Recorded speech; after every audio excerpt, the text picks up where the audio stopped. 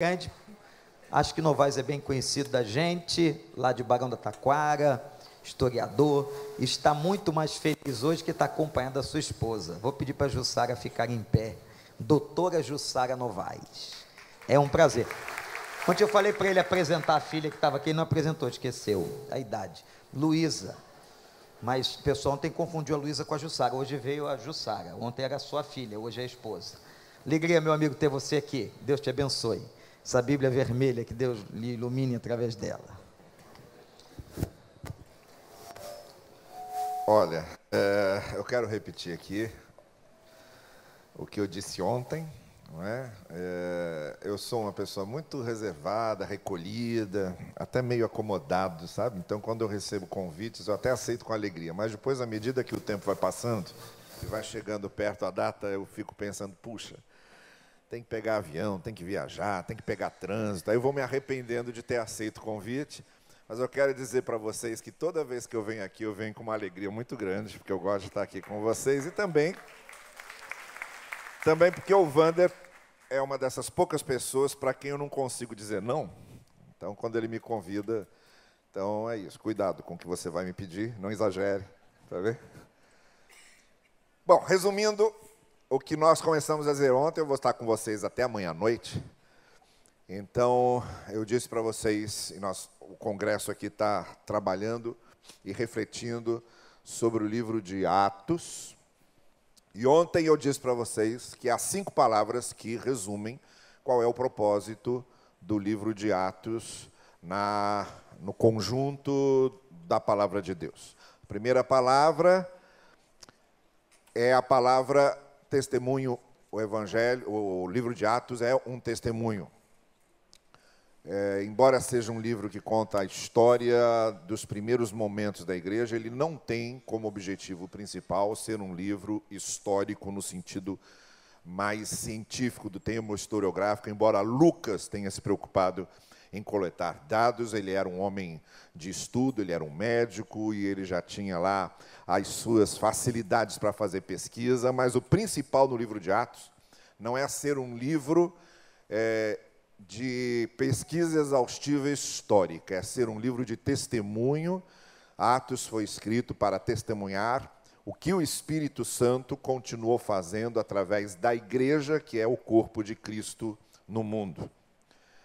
A segunda palavra que qualifica e indica qual é o grande propósito do livro de Atos é a palavra confronto. O livro de Atos é um livro de confronto. Confronto da igreja com o poder instituído, confronto da igreja com os poderes malignos, confronto da igreja com os falsos cristãos, com os hereges.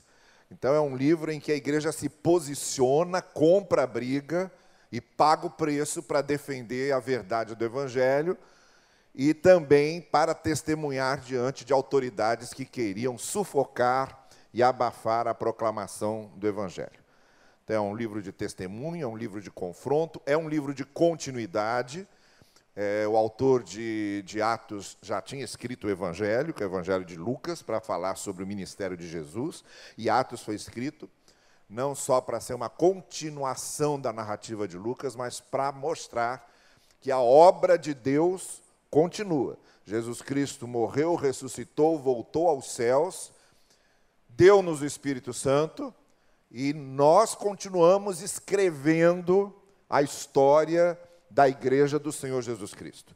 Na verdade, o livro de Atos não parou de ser escrito, continua sendo escrito, porque é o livro que fala da obra da igreja do Senhor Jesus e continuamos realizando essa obra.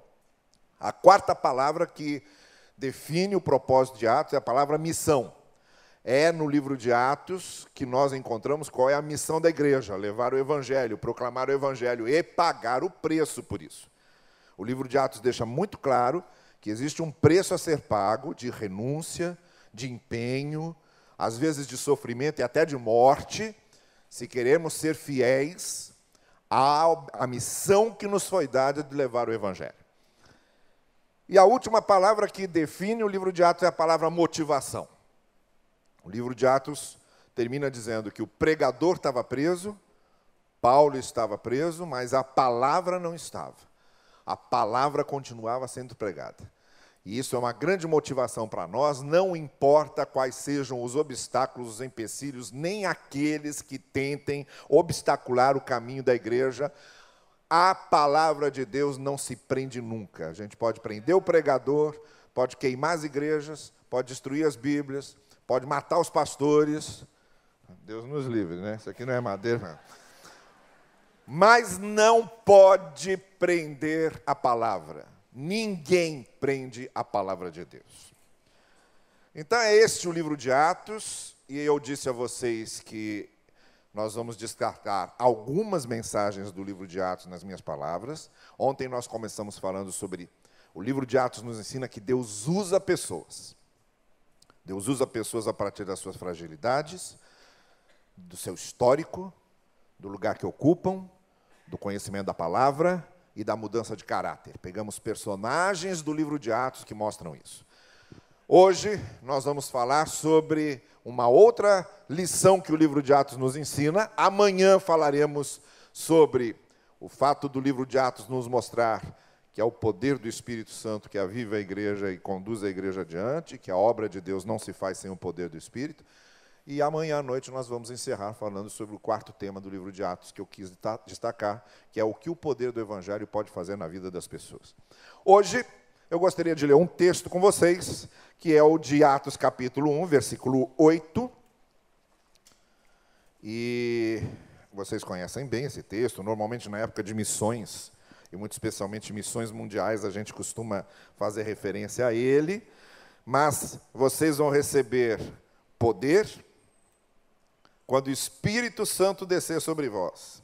E é esse momento agora que eu quero chamar a sua atenção. E vocês vão ser testemunhas minhas, em Jerusalém, em toda a Judéia e Samaria, e até os confins da terra. Normalmente, a gente usa esse texto, como eu já tinha dito a vocês, para fazer referência ao fato de que não há fronteiras para a pregação do Evangelho. Fronteiras geográficas, nem fronteiras culturais, nem fronteiras étnicas, nem fronteiras sociais. O Evangelho rompe essas fronteiras, de Jerusalém, toda a Judéia, Samaria, confins da terra. Normalmente a gente usa esse texto, e de maneira acertada, para falarmos sobre isso e para refletirmos sobre isso. Eu quero chamar a sua atenção para um outro aspecto disso. O livro de Atos nos mostra que Deus transcende as fronteiras institucionais da igreja. Que às vezes a gente quer fechar e Deus abre. Às vezes a gente quer seguir um rumo e Deus muda o nosso rumo.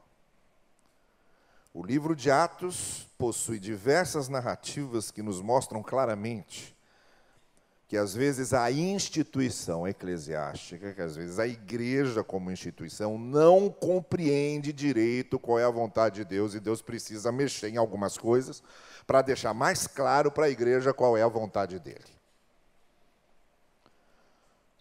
E isso me faz lembrar um outro texto, não agora de Atos, mas do Antigo Testamento, quando a gente chega em Êxodo capítulo 3, Moisés chamado por Deus. Lembram? Moisés foi chamado por Deus para libertar o povo do Egito. Lembram disso? Viram a novela, né? Pois é. Então, aí Moisés é levado até a corte do faraó. E o faraó pergunta a Moisés assim: como é o nome desse Deus? Moisés antes já tinha tido uma conversa com Deus sobre isso. Moisés vinha do Egito, uma terra de muitos deuses, e cada deus com um nome, com uma função, uma qualidade. E aí Moisés pergunta para Deus assim: quando lá no Egito me perguntarem quem é o Deus que está enviando você, o que é que eu vou responder? Como é o teu nome? Vamos lembrar que no pensamento hebreu, o nome era a descrição do caráter, da essência da pessoa. O que Moisés estava perguntando é: como é o teu nome? Que tipo de Deus eu vou mostrar para Faraó que está me enviando? E aí Deus mandou Moisés dizer: diga ao Faraó que eu sou, me enviou você a ele. Sabe por quê? É como se Deus estivesse dizendo para Moisés o seguinte: não tente me encaixar dentro de um nome. Eu não caibo em nenhum nome. Eu não caibo em nenhuma caixa. Eu não caibo em nenhum templo. Eu não caibo em nenhuma religião. Eu não caibo em nenhuma denominação. Eu não caibo em nenhuma corrente teológica. Não tente me dar um nome. Diga simplesmente ao faraó: eu sou, me enviou a você. Você sabe que os judeus também têm o Agadá. O Agadá é um conjunto de narrativas que tentam ser narrativas complementares aos textos da Torá, aos textos escriturísticos, aos textos bíblicos, para aprofundar, muitas vezes, a devoção das pessoas, né? E há um Agadá muito interessante sobre esse texto específico, que não está lá na Bíblia, mas é uma narrativa complementar judaica. E que é interessante porque nessa narrativa Agadá, o faraó vai à biblioteca dele, à biblioteca da corte, para procurar nos livros dele se tinha alguma referência ao Deus dos hebreus.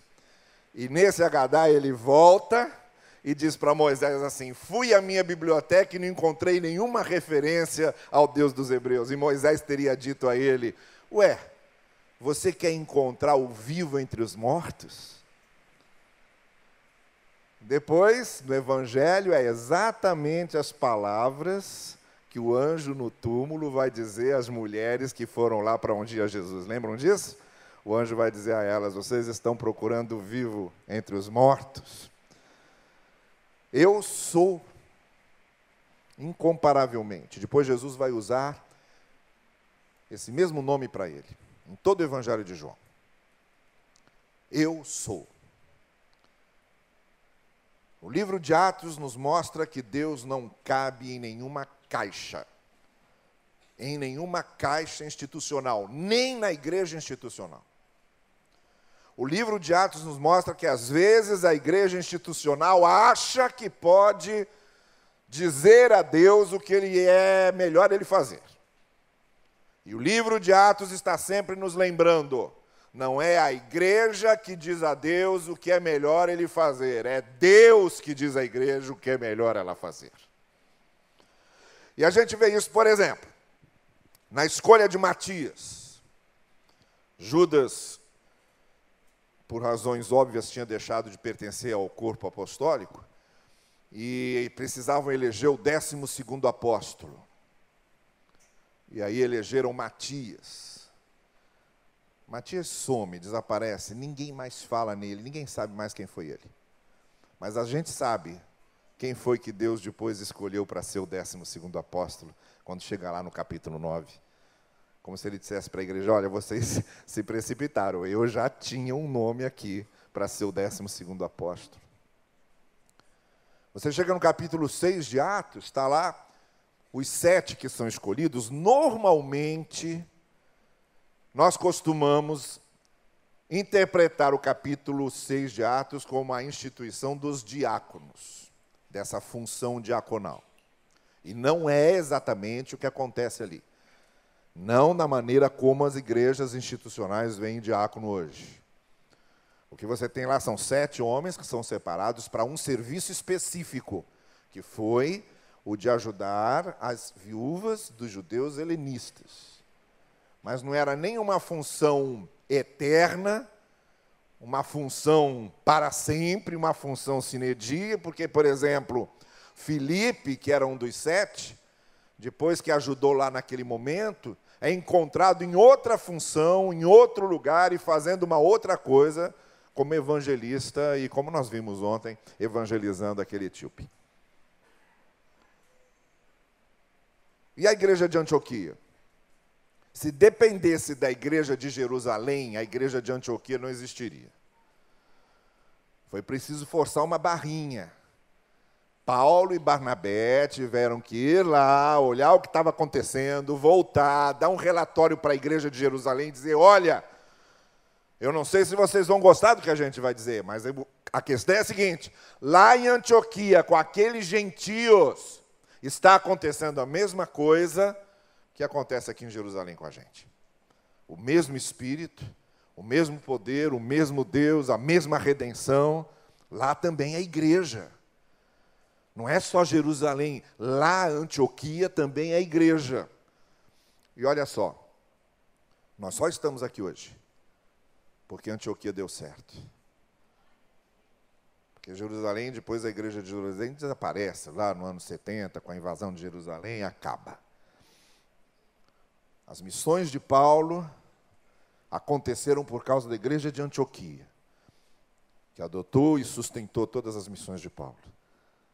A igreja dos gentios, fora da instituição eclesiástica de Jerusalém.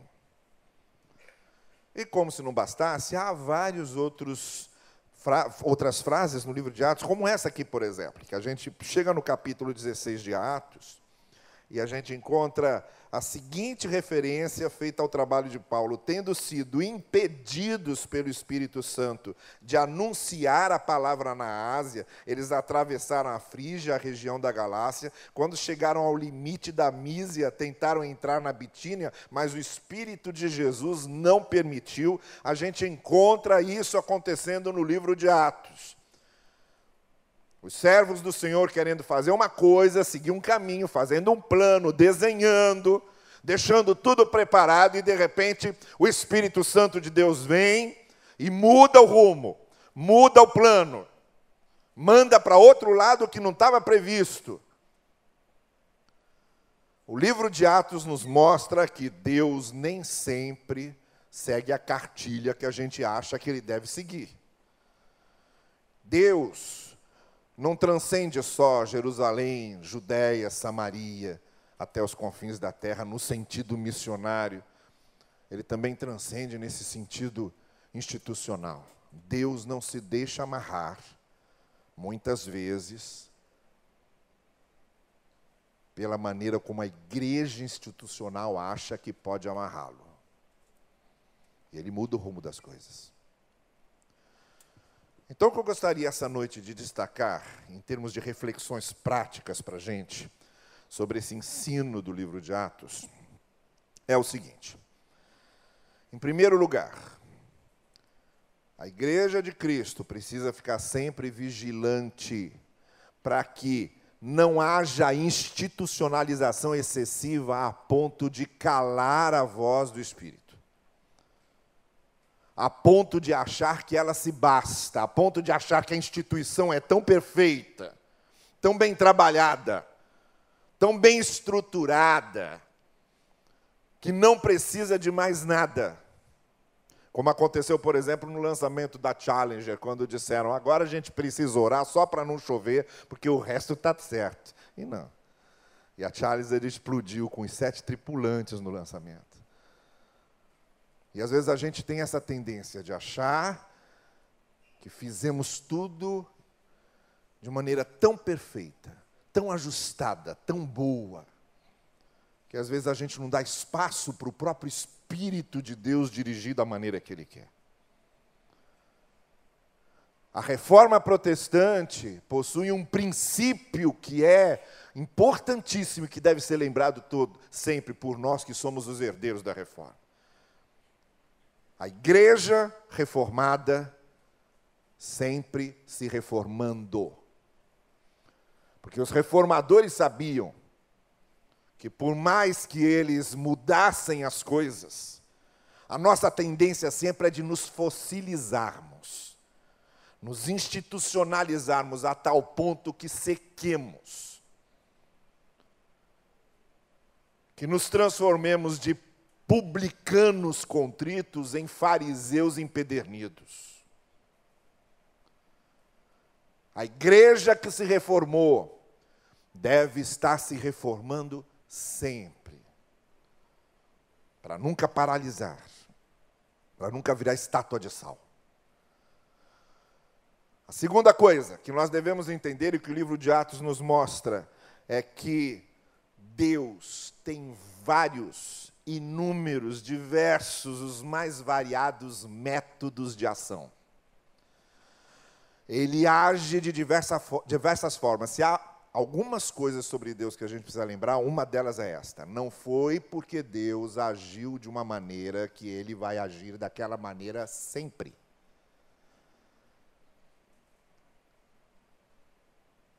Uma das coisas que a gente erra muito é querer criar padrões excessivamente rígidos para as ações de Deus. Não foi porque Deus trabalhou com uma pessoa de um jeito que ele vai trabalhar com todas as outras do mesmo jeito. Nós não somos uma massa para Deus, nós somos pessoas com história, com nome, com emoções, com sentimentos, com contextos diferentes, e Ele sabe disso. E Ele trabalha dessa forma. Vocês vejam, por exemplo, Paulo no Areópago, lá em Atos também. Paulo prega para os filósofos epicureus e estoicos que estavam reunidos lá em Atenas, e não cita um texto bíblico. Não cita nenhum profeta, não cita a lei, não cita os livros de sabedoria. Ele não cita um texto bíblico. O que ele cita são os poetas gregos. Ele está falando a pessoas que não conheciam os poetas hebreus da maneira como os judeus normalmente conhecem e veneravam, mas ele está falando a pessoas que conheciam muito bem poetas gregos e usa os poetas gregos para falar da palavra de Deus para eles. Deus usa várias formas, não só aquelas que a gente normalmente costuma padronizar. Você quer ver uma coisa? O Martin Lloyd Jones, que foi um pregador na Inglaterra, e que tem vários sermões publicados agora em português também, ele conta num dos seus sermões uma coisa interessante. Ele imagina o encontro de dois cegos. O cego de João capítulo 9 e o cego de Marcos capítulo 10. Vocês sabem que o cego de Marcos capítulo 10 foi curado com saliva. Jesus passou saliva nos olhos dele. E o cego de João capítulo 9, Jesus cuspiu no chão, fez uma espécie de lodo e passou nos olhos do cego. Curou os dois de maneira diferente. Aí o Lloyd Jones imagina esses dois se encontrando. E os dois dizendo assim: "Ô, meu irmão, que bom ver você", e vê mesmo, porque antes eles não viam, né? "Que bom ver você". Aí, uma alegria toda minha, aí se abraçam e tal. Aí um deles diz assim: "Eu me lembro como se fosse hoje, Jesus passando lodo nos meus olhos e me curando". Aí o outro responde: "Não, Jesus não cura com lodo. Jesus cura com saliva, ele passa saliva e a gente começa a ver". O outro diz: "Não, não, não, não, não, não. Jesus verdadeiro, o Jesus que é Jesus, ele cura com lodo". Aí o outro: "Não, não, não. Jesus cura com saliva, cura com lodo, cura com saliva, cura com lodo". E aí você vê nascer duas denominações, a lodoísta e a antilodoísta, exatamente desse diálogo entre eles. Você está entendendo o que eu estou dizendo? Não podemos padronizar as ações de Deus. O livro de Atos nos mostra que Jesus é o único caminho para Deus, mas há vários caminhos para Jesus. Há um monte de caminhos diferentes para Jesus. E Deus vai trabalhando e vai levando pessoas a Cristo. Terceira coisa, devemos ser sensíveis a essas ações de Deus, a maneira diversa de Deus agir. Não deixar que a instituição nos impeça de ver. Que a instituição excessiva, pesada, elefântica, que se move muito lentamente, com muito peso, que ela nos impeça de sentir de que maneira Deus quer fazer, para onde Ele quer conduzir a coisa. Eu vou contar uma história para vocês que não é dos nossos arraiais, mas porque também eu quero mostrar para vocês que Deus não trabalha só nos nossos arraiais. É dos arraiais católicos, tá bem? Eu vou falar de dois personagens católicos, estudiosos da palavra, representantes de uma devoção católica muito grande e intelectuais brasileiros. O primeiro, Alceu de Amoroso Lima, também conhecido como Tristão de Ataíde, que foi o grande intelectual católico desde a década de 30, quando ele era agnóstico e se converteu ao catolicismo, à fé cristã. O segundo, Gustavo Corsão, da mesma forma, um outro intelectual. O Alceu de Amoroso Lima escrevia para o Jornal do Brasil, o Gustavo Corsão escrevia para o Globo. Quando se instalou o regime militar no Brasil, o Alceu de Amoroso Lima logo se posicionou contra o regime militar. E o Gustavo Corsão se posicionou a favor. Então, quando o Alceu de Amoroso Lima escrevia no Jornal do Brasil contra o regime militar, o Gustavo Corsão batia no artigo seguinte. E os dois entraram nessa polêmica, em o Alceu escrevia, Gustavo Corsão batia, o Alceu se defendia, Gustavo Corsão voltava a agredi-lo, e assim a polêmica foi crescendo. A filha do Alceu Amoroso Lima era freira e servia num convento em Roma. E o Alceu escrevia uma carta diária para ela, uma carta cada dia para a filha, contando coisas que aconteciam sempre. E a editora Agir, na época, reuniu essas cartas e publicou um livro chamado Cartas do Pai, e é numa dessas cartas que o Alceu conta o que eu estou contando para vocês aqui. O clima da polêmica entre ele e o Gustavo Corsão cresceu tanto que eles acabaram rompendo, porque o Gustavo Corsão escreveu, o Alceu não respondeu mais e romperam. O filho do Alceu Amoroso Lima sofreu um acidente, o Alcezinho, que tinha o mesmo nome do pai. Um acidente muito grave e ficou em coma no hospital. Aí o Alceu, visitando seu filho todo dia, com aquela angústia de pai, que não sabe se o filho continua vivo, se o filho vai morrer. Um dia no hospital, o Alceu entra na capela do hospital. Se ajoelha, começa a rezar e pergunta para Deus: o que é que você quer que eu faça para que meu filho sobreviva? E aí ele, escrevendo para a filha dele, ele diz: olha, eu senti claramente Deus dizer em meu coração, faça uma visita ao Corsão. Naquela hora foi algo tão claro para mim que eu me levantei da capela, diz ele na carta, e fui direto para Laranjeiras, para o sobrado onde Gustavo Corsão morava. Fazia tempo que a gente não se via.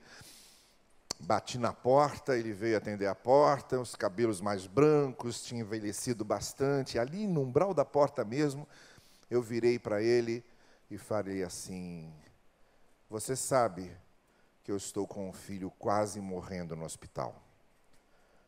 O Gustavo Corsão, assustado com a presença dele, respondeu do lado de cá: eu sei, eu tenho visto nos jornais e tenho rezado por ele. Naquela hora os dois se abraçaram. O Alceu disse: no coração de Deus nós somos um só. E voltou para o hospital. Eles iam continuar escrevendo no jornal. O Alceu contra o regime militar, o Gustavo Corsão a favor. Iam continuar com ideias diferentes, iam continuar em posições diferentes, mas agora com um respeito muito profundo e muito agudo. Assim, e outro detalhe, naquela noite, quando Alceu de Amoroso chegou no hospital, o filho dele tinha saído de coma. Deus não age só nos nossos arraiais. Como é que a gente pode negar que houve aí um derramamento profundo do que é o verdadeiro amor de Deus? O livro de Atos nos ensina isso. Deus age como Ele quer, e Jesus Cristo havia dito a Nicodemos: o Espírito sopra onde quer e ninguém segura o vento do Espírito. Então sejamos sensíveis a isso. Nunca deixemos que as instituições sequem nosso coração a ponto de não entendermos exatamente o que Deus está querendo. Mas eu quero encerrar falando de uma quarta coisa. Então, o livro de Atos nos ensina a sermos sensíveis, a entendermos que Deus age de modo diferente, que Ele não precisa obedecer um padrão obrigatoriamente, numa maneira única de agir. E o livro de Atos nos ensina também que o nosso compromisso é com o reino em primeiro lugar. Em primeiro lugar é com o reino. O nosso compromisso de fidelidade, em primeiro lugar, é com o reino e não com as instituições. Temos compromissos, sim, com instituições. Por exemplo, somos cidadãos de um país.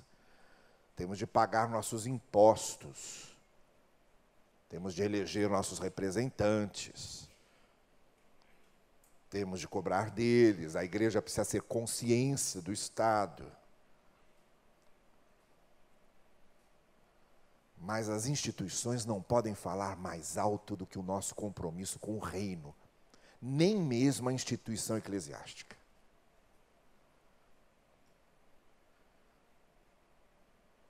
Então nós devemos sempre nos lembrar que o nosso compromisso maior de fidelidade é com os princípios do reino. Quando um governo parece que descumpre esses princípios, nós devemos tomar uma posição e denunciar. Porque o nosso compromisso maior é com o reino. Quando uma igreja institucional se afasta do caminho que ela deve seguir de fidelidade ao reino, a gente deve denunciar. Porque o nosso compromisso principal é com o reino. E aqui eu quero lembrar, por exemplo, na história dos batistas, William Carey, que sentiu o desejo de ser missionário. Os batistas ingleses não queriam enviá-lo, porque achavam que se Deus quisesse salvar a Índia, Ele daria um jeito, não precisava necessariamente mandar um missionário para lá. E William Carey, então, cria uma sociedade missionária à parte da instituição oficial a que ele pertencia, e mudou a história de missões. William Carey mudou a história de missões, o rumo de missões. A visão de missões. Se ele não pôde ir pelos canais oficiais, Deus o levou pelas margens. Temos Dietrich Bonhoeffer, na Alemanha, na época do nazismo. A igreja luterana como um todo estava apoiando o nazismo. A igreja luterana acreditava mesmo que Hitler era um ungido de Deus para salvar a Alemanha. E compactuavam com o nazismo. Dietrich Bonhoeffer tinha um programa no rádio. Bonhoeffer era um pastor alemão, que eu quero dizer, um pastor luterano alemão. Bonhoeffer era um pastor luterano alemão que tinha um programa no rádio. E num desses programas ele chegou a dizer: Hitler não é um Führer, que é a palavra alemã para líder. Senhor, chefe, Hitler não é um Führer. Hitler é um Wehrführer, que é a palavra alemã para sedutor. Depois, num seminário subterrâneo que se reunia para estudar a palavra e preparar pastores, ele fez uma mensagem cujo título era Deus é o meu único Führer. Foi preso. E 3 meses antes dos aliados chegarem a Berlim, ele foi morto. Mas porque o seu compromisso principal e primeiro era com o reino, não era com a instituição luterana. Então, quando nós lemos no livro de Atos que devemos romper as fronteiras e que Deus rompe as fronteiras topográficas na pregação do Evangelho, é verdade. Mas é verdade também O livro de Atos está nos ensinando que Deus transcende as fronteiras institucionais. E nosso coração deve estar muito sensível e aberto, porque nós só seremos igreja de Cristo se fizermos o que Cristo quer que façamos. É aí que somos de fato igreja do Senhor Jesus. Curve a sua cabeça comigo, por favor, e vamos orar. Senhor querido, nosso compromisso primeiro é contigo e com teu reino.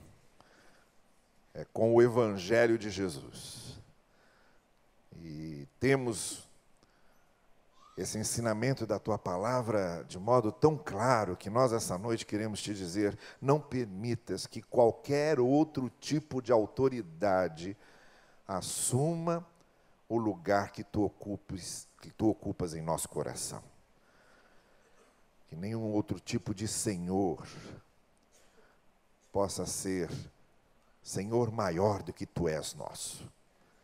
E ensina-nos e ajuda-nos, Senhor Deus, como igreja de Cristo, a ter os nossos ouvidos abertos para entendermos o que o Espírito quer que façamos, o que a palavra quer que façamos, ainda que tenhamos que nos autocriticar, nos autorrever, desmontar e desconstruir uma série de coisas para voltar a reconstruí-las e refazê-las, mas nos ajuda, Senhor Deus, a nunca nos fossilizarmos, porque nós entendemos que não bastam apenas ossos secos reunidos, não basta apenas que sobre esses ossos secos haja nervos, não basta que haja ossos e nervos e carne sobre eles, não basta apenas ossos, nervos, carne e pele, mas nós essa noite sabemos muito bem que o que precisamos, além de tudo isso, para que tenhamos vida, é o sopro do teu Espírito. Aí sim, seremos ossos secos que foram reagrupados com nervos, carne, pele, mas que acima de tudo se movem, porque se movem pelo sopro do Espírito do Senhor. Que a tua igreja seja assim. Nós te pedimos. Amém. Amém. Deus abençoe vocês.